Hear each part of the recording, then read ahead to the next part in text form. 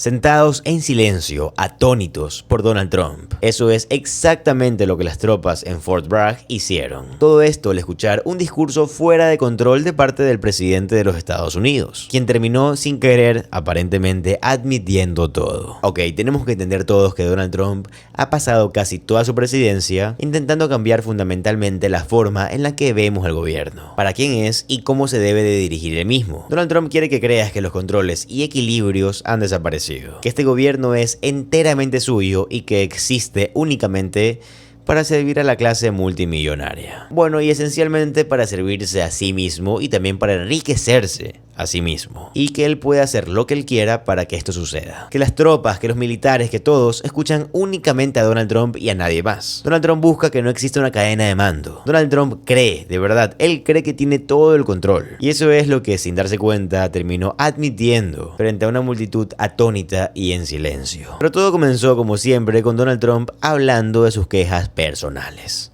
Miren, por favor. Hay un voto, ¿sabes? La primera vez que gané, pero ellos dicen que no obtuve el voto popular. Sabes que sí lo hice, lo gané por mucho, pero ellos insisten en que no. Así que cada vez que me presentaban decían, Donald Trump, quien no ganó el voto popular, pero él, sabes lo que sea. Esto yo siempre dije, no quiero que eso vuelva a suceder jamás, pero lo logramos. Ganamos absolutamente todo y esto es un... Yo creo que este clip fue muy importante para empezar, especialmente porque es donde Donald Trump empezó, al menos mientras hablaba con las tropas. Ya saben, lo vengo mencionando, pero yo considero que es muy importante. Cuando Donald Trump recibió los campeones de la Stanley Cup en la Casa Blanca, Donald Trump se dio cuenta de lo fuertes y atléticos que eran estos hombres y dijo, vaya, son muy musculosos, pero yo les gano porque tengo el ejército de los Estados Unidos. Y así es como se siente Donald Trump. Siente que el ejército es literalmente suyo. Siente que el ejército respalda su poder personal, que puede utilizarlo como una manifestación física de sus propias inseguridades. Así que Donald Trump vaya a hablar con sus tropas sobre que él ganó aparentemente y que nunca le dieron crédito, y que aparentemente la gente que nunca le dio crédito va a terminar pagando. Y Donald Trump también les dijo, ustedes van a ser quienes se encarguen de que la gente que no me dio crédito pague. Eso es lo que pasa por la cabeza de Donald Trump, y por esa razón Donald Trump decidió atacar al ex gobernador del estado, Roy Cooper. Miren el clip, por favor.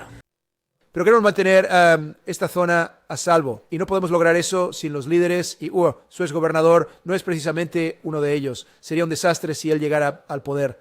Y una de las cosas que acabo de mencionar y que viste al monstruo que mató a una joven ucraniana inocente hace un par de meses de por la espalda, y este fue el hombre, el gobernador, que permitió que este hombre saliera y cometiera ese acto. Nosotros no hacemos eso, nosotros no hacemos eso. Todo el mundo sabía que era un problema. Muchísimos crímenes, uno de los peores historiales que he visto en mi vida.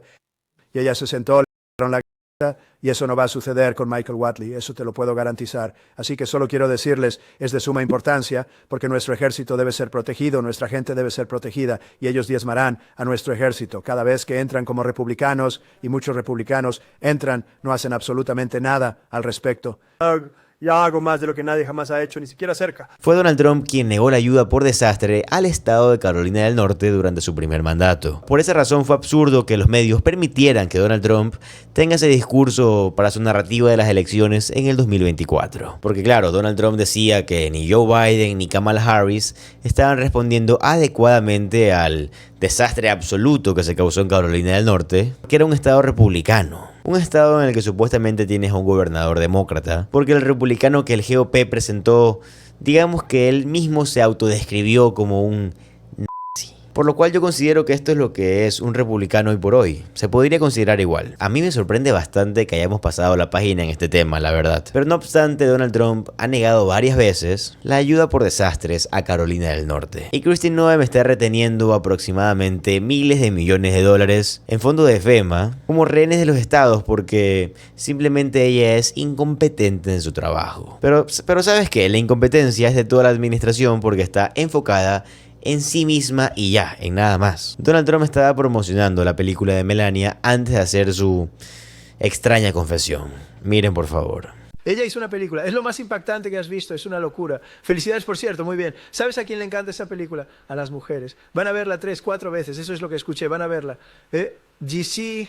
De acuerdo, entonces Donald Trump está hablando frente al ejército de los Estados Unidos, y más que hablando, diría yo que se estaba jactando de cómo ganó el voto popular en una elección en la que no ganó el voto popular, mintiendo sobre cómo nunca ha perdido una elección, atacando al exgobernador del estado y elogiando a Melania. Parece que estamos logrando mucho, pero si te quieres dar cuenta exactamente en qué punto está Donald Trump y en qué está pensando exactamente, todo lo que necesitas escuchar es este clip de aquí. Donald Trump habla sobre la forma políticamente correcta en la que solíamos luchar y lo silenciosas que están las tropas. Terminamos con el flagelo de la corrección política en nuestras Fuerzas Armadas. Renombramos el Departamento de Defensa y lo convertimos en el Departamento de Guerra. Piénsenlo bien, ganamos la Primera Guerra Mundial, lo ganamos todo, la Segunda Guerra Mundial y todo lo que hubo antes, durante y un poco después, solo que luchamos de una manera un tanto diferente. Luchamos para ser políticamente correctos. Nosotros éramos una fuerza políticamente correcta con los presidentes.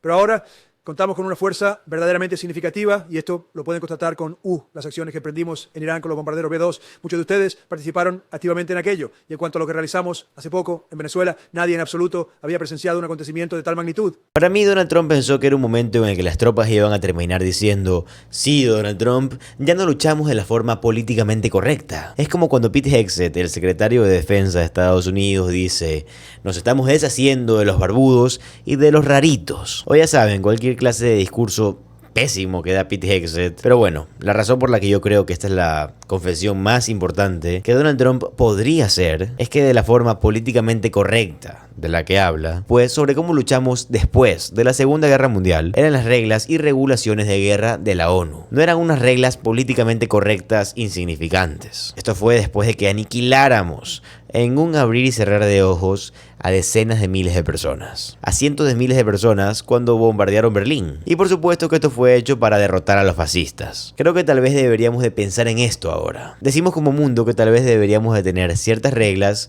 sobre el cómo luchamos, cómo llevamos a cabo la guerra. Reglas que, diría yo, es importante señalar que el gobierno israelí evidentemente está violando. Pero sabes, a Donald Trump parece no importarle en absoluto esto. ¿Y por qué yo considero que esta es una gran confesión de Donald Trump? Es porque Donald Trump dice: bueno, ya no estamos haciendo esta guerra políticamente correcta. ¿Qué significa esto? Que Donald Trump ve el poder militar estadounidense como exclusivamente suyo. Donald Trump dijo que él no se siente gobernado exclusivamente por ninguna regla de guerra. Donald Trump dijo, como ha dicho antes, que él solo se guía por su propia moralidad. Y de hecho, según él basa sus decisiones de política exterior en su propia moralidad. Y Donald Trump se ha encargado de demostrar esto una y otra vez. Y Pete Hegseth también es un criminal de guerra. Un criminal de guerra en conjunto con Donald Trump, claro. Porque ya no creen en una guerra políticamente correcta. De nuevo, la cual fue establecida después de crímenes horribles. Crímenes horrendos que se cometieron a lo largo de la historia. Y Donald Trump terminó diciendo: bueno, ya no vamos a hacer eso. Esta es una confesión muy fuerte viniendo de un hombre que está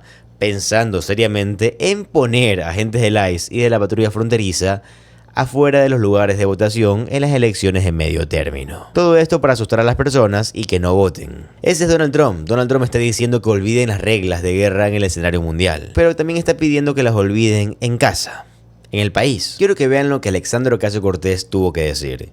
Miren el clip, por favor. Sí. Eso es absolutamente correcto. Sabes, creo que una de las conexiones y relaciones que menos se discuten, sobre todo en el ámbito de los valores, es el hecho de que creo que estamos viendo una situación económica a nivel global en todo el mundo, incluyendo en los Estados Unidos, donde los niveles extremos de desigualdad de ingresos conducen a la inestabilidad social y, en cierto sentido, impulsan el autoritarismo, el populismo de derecha y políticas internas domésticas sumamente peligrosas.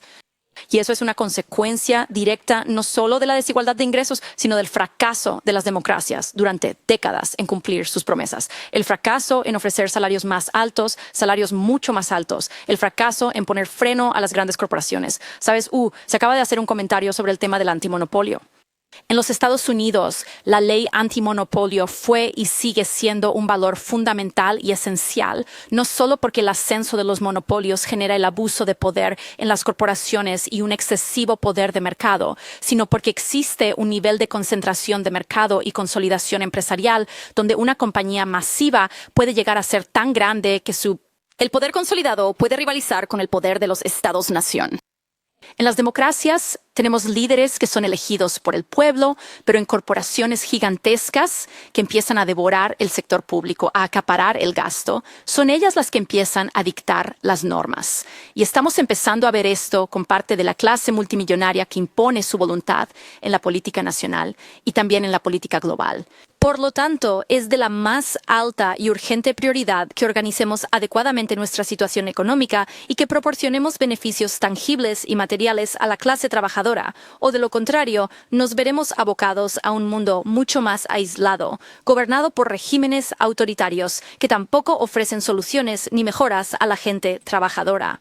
Asegurarse de derrotar a Donald Trump no se basa únicamente en asegurarnos de ganar en las elecciones que vienen en 2 años. Ya saben, las elecciones presidenciales de 2028. Donald Trump es un síntoma, ¿verdad? Entendemos que Donald Trump no es toda la enfermedad. La razón por la que pudo afianzarse es por la ansiedad económica. Ansiedad económica que sienten todos los estadounidenses. Y en gran parte también por la estupidez de todo el país. La forma en la que hemos permitido que las instituciones se rompan. Y el hecho de que, la verdad, las hayamos roto nosotros mismos. Así que yo creo que el hecho de que Alexandria Ocasio-Cortez haya hablado de esto como que fuera, o mejor dicho, basándose en la desigualdad económica, me parece que lo abordó de forma perfecta, de una forma increíble, de una forma en la que se tiene que abordar. Yo creo que es una observación muy aguda de la que tenemos que estar hablando. Y yo creo que también Estados Unidos debería de dejarle claro a todo el mundo que aún pueden confiar en ellos. Y Gavin Newsom, el gobernador de California, y quien por supuesto ha estado en todas partes, estuvo en Davos, también estuvo en Argentina, justo en la COP50, y ahora está confrontando aquí mismo a Donald Trump. Miren por favor. Donald Trump es algo temporal. Él se habrá ido en tan solo 3 años. California, por su parte, es un socio estable y de total confianza en este ámbito tan crucial y es de suma importancia que la gente comprenda la naturaleza inherentemente transitoria de esta administración actual, especialmente en lo que respecta al tema del cambio climático y las políticas climáticas. Saben, existen ciertos demócratas que demuestran el poder que tienen. Yo siempre te lo he dicho y te lo repito hasta el día de hoy. Para mí, el mejor candidato presidencial que va a existir del Partido Demócrata va a ser Gavin Newsom, sinceramente. Pero sabes, dime tú qué opinas, ponlo en los comentarios por favor. Yo acabo de cumplir con mi misión, que es informarte como lo hago absolutamente todos los días. Como siempre te digo, para mí lo más importante es tu opinión y me encantaría verla en los comentarios. Te recuerdo, si te gusta el contenido de política estadounidense, te va a encantar suscribirte al canal, ya que subo videos como estos todos los días. Mi nombre es José Alvarado, soy economista y estoy comprometido a informarte diariamente. Nos vemos en el siguiente video. Adiós.